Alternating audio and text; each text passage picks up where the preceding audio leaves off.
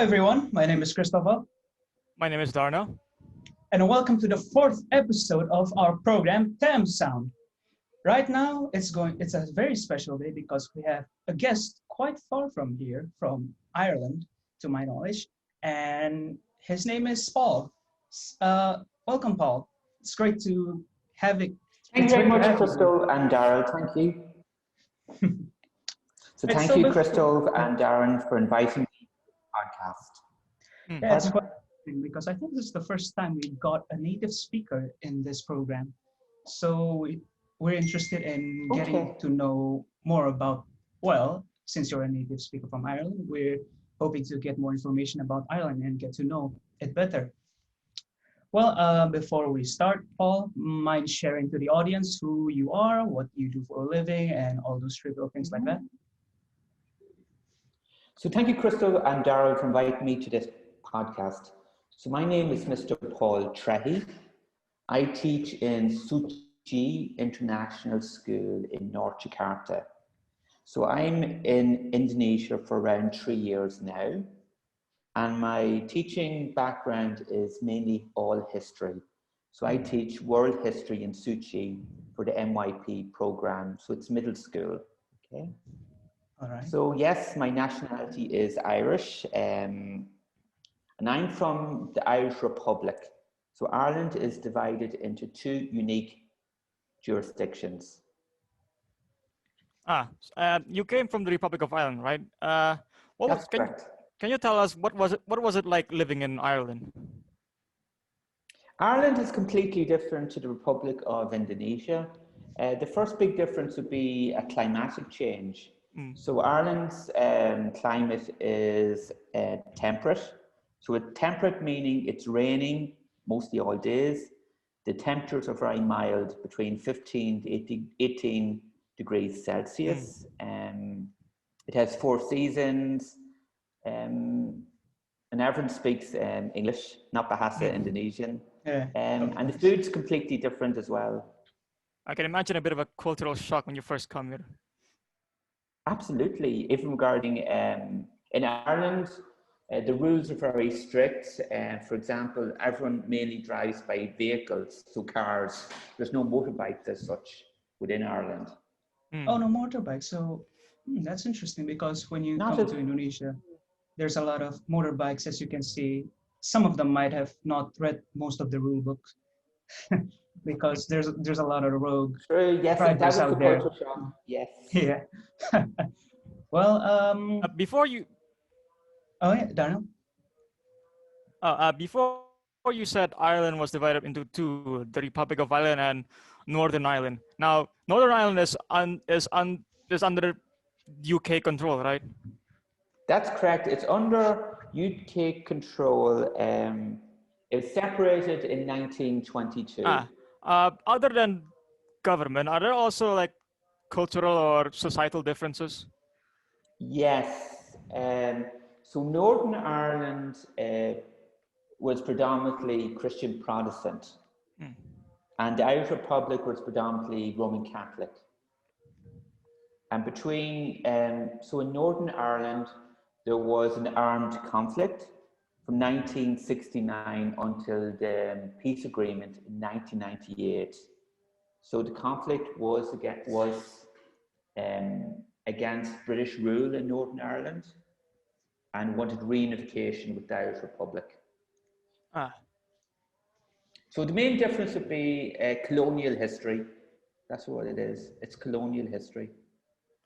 So, but cultural-wise, other than religious beliefs, there are... Culture-wise, yes, you've... well, the language is English, but the accent is completely different. If you're from the northern part of Ireland, North Ireland, the accent is slightly different. And the currency is also different. So in the Irish Republic, it's euros. Yes, Northern Ireland is pound sterling. Oh, I see. All right. So, even speed limit is totally different. It's miles per hour in Northern Ireland, and Irish Republic, it's kilometers. So Ireland, the Republic uses metric. That's true. Is it because it has different sites back then. I'm not really good at history, but what's the main cause of the difference mainly?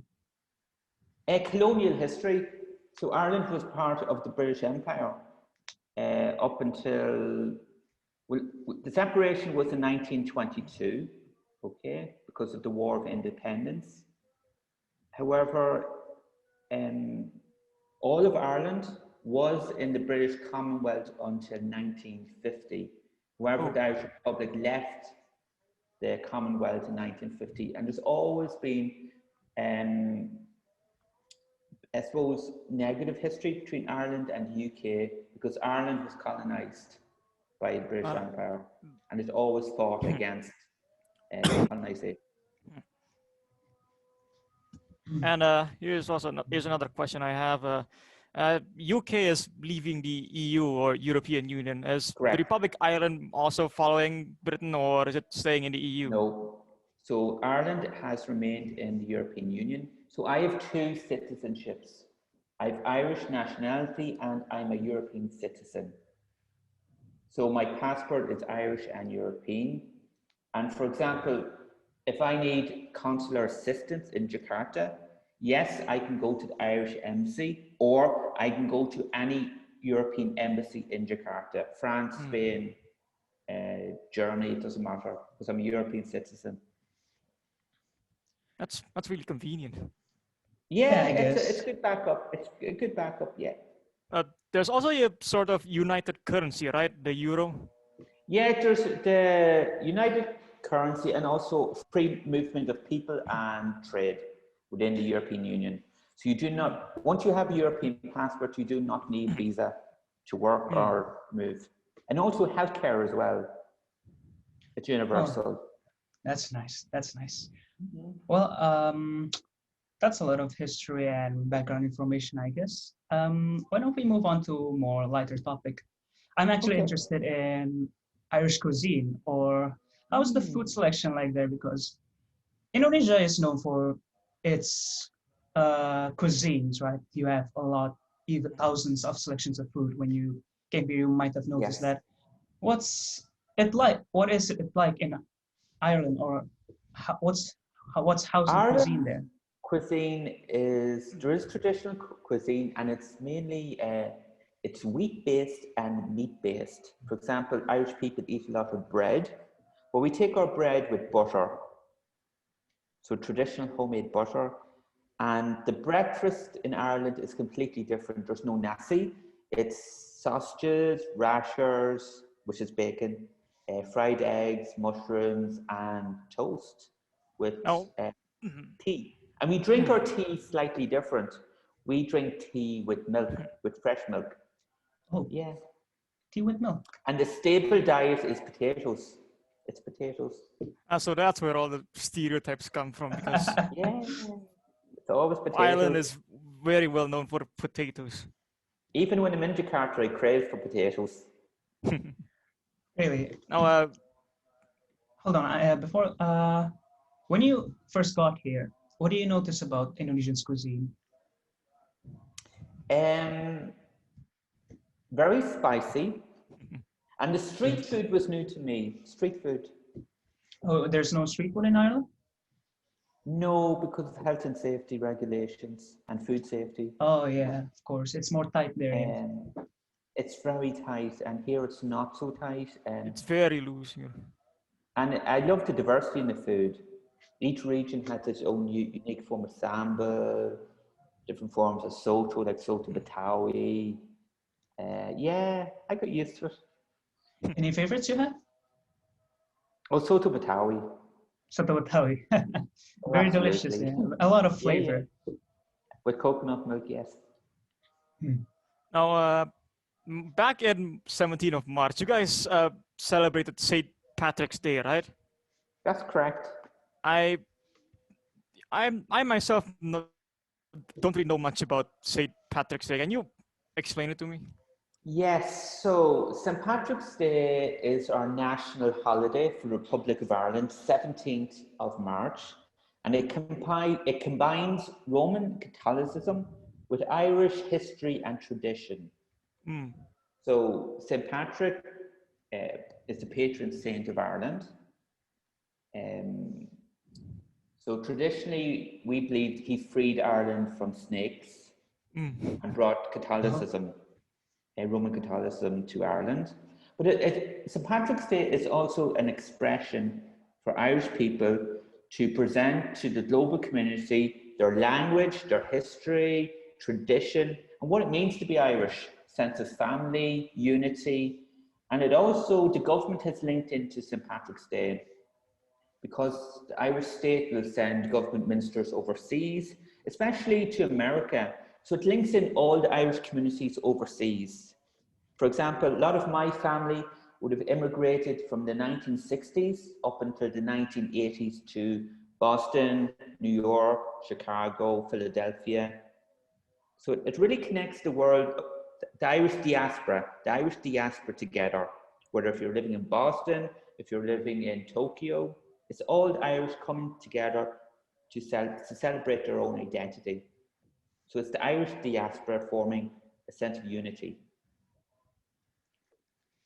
Interesting, interesting. And as the tradition goes, wearing green on St. Patrick's Day is supposed to make you invisible or invincible to leprechauns.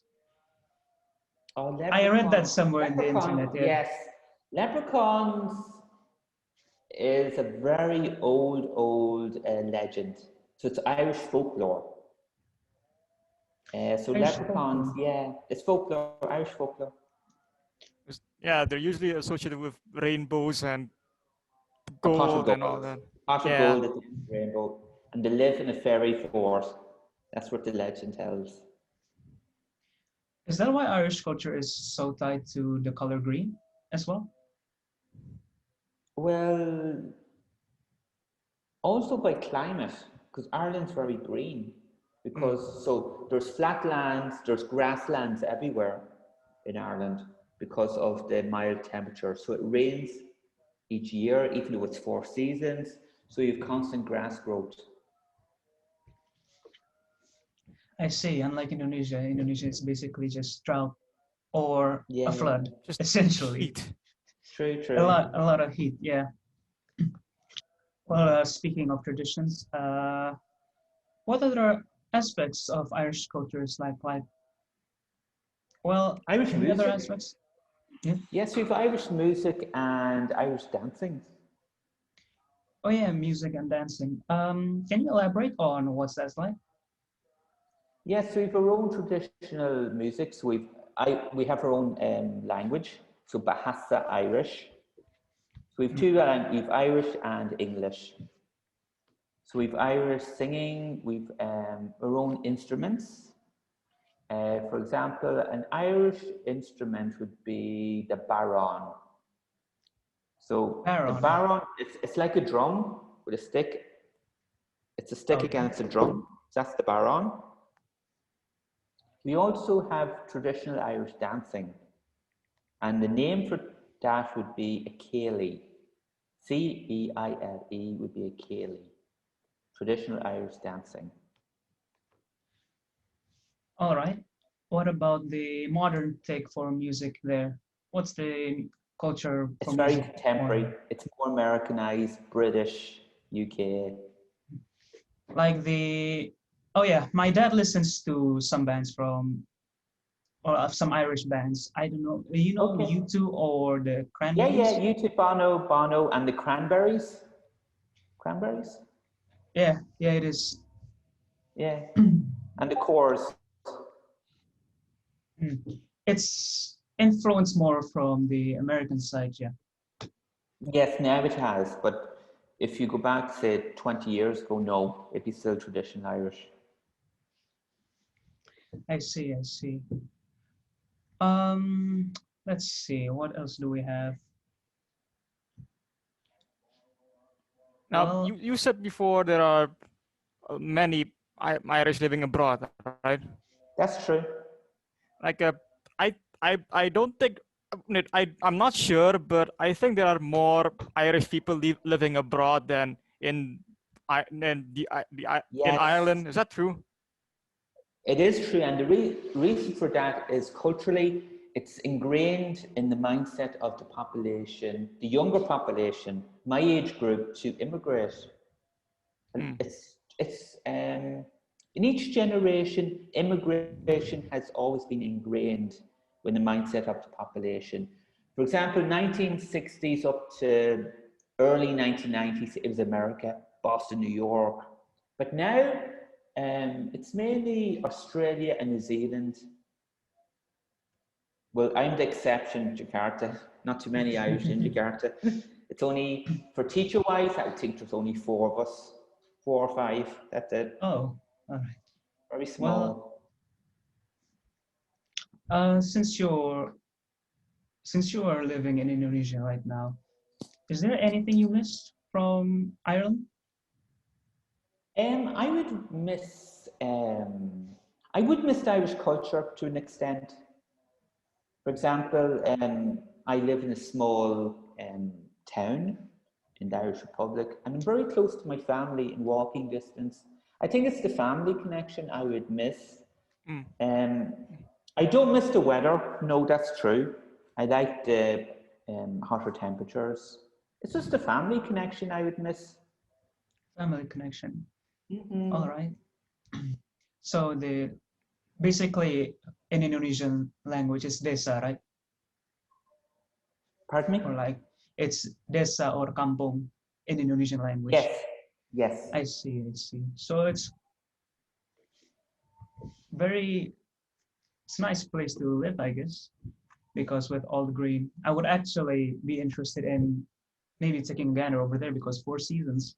I would love to experience. I prefer colder temperatures than the heat we have here.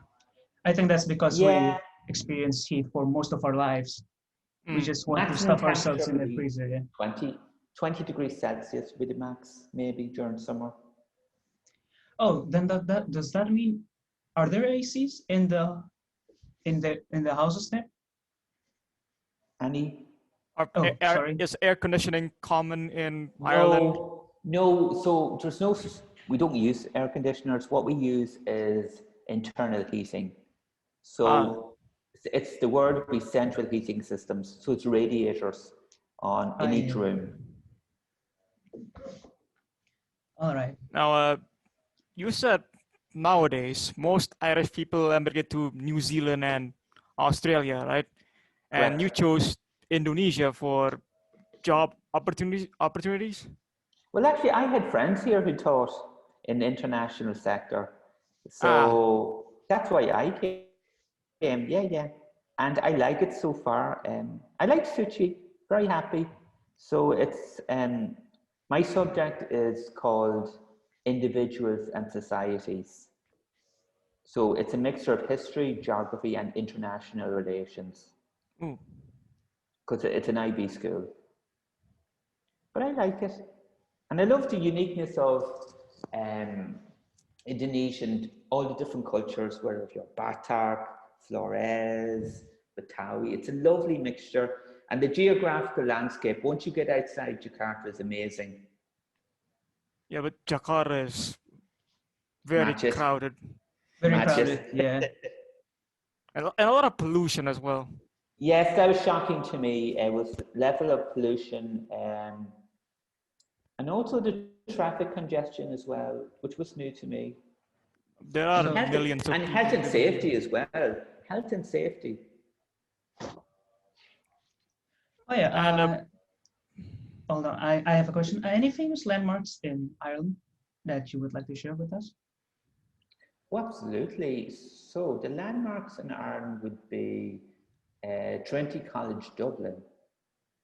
So Trinity College Dublin is the oldest university in Ireland. It's very prestigious. It was set up, when was it? 1800s, it would have been established. And it's mainly for the arts and sciences. So a lot of overseas students would go to Trinity College Dublin. Now, geographical sites, you would, let me see. It'd be the Cliffs of Moher. It's in Bahasa Irish. So in the west of Ireland, there's famous cliffs called the Cliffs of Moher. There's no English translation. It's very scenic. You also have UNESCO sites. You've one UNESCO site of the Burren in County Clare. So the Burren is, if you do geography, it's a karst, K-A-R-S-T, landscaped. So it's all limestone within the countryside. It's underground sinkholes and underground caves, but it's a large karst geographical landscape of limestone. You know, Ireland sounds like a wonderful country. I It's would small like to as visit well. some. Yeah, Yeah. I would like to visit someday. Get away from all the crowd of Jakarta. Yeah, it's nice. Yeah, And see the and green then, there. yeah, all green. You'd fly. The capital would be Dublin. Compare Dublin to Jakarta. How does it compare? Oh, first thing I would say is that Dublin has no congestion. There's clean air. Yeah, obviously. There's lots of historical sites in Dublin. It's clean air, congestion. What else? Health and safety. There's paved roads. There's paved footpaths with pedestrian walkways. It's very safe. Yeah. Not like Jakarta. Jakarta is a mess, I tell you. That's what I miss. It would be like pedestrian walkways. There's none in Jakarta. I mean, the pedestrian walkways in Jakarta, even motorcycles, like sometimes it's mostly actually motorcycles use it more than actual pedestrians. It's just a the nearest. When I fly to Singapore, it reminds me of Dublin because everything's structured. There's no speeding. There's pedestrian walkways. Yeah. Man, Ireland sounds wonderful. Yeah, maybe I think that's all the time we have for today. Yes. Yeah, maybe I hope to visit it someday. It sounds really nice. Now, thank you for coming here and taking the time of your day to be a guest in our program and giving us more insight on Ireland. And thank you, the viewers, for watching this video. You're very welcome. Goodbye, everyone. Thank you. Goodbye, everyone. Thank you.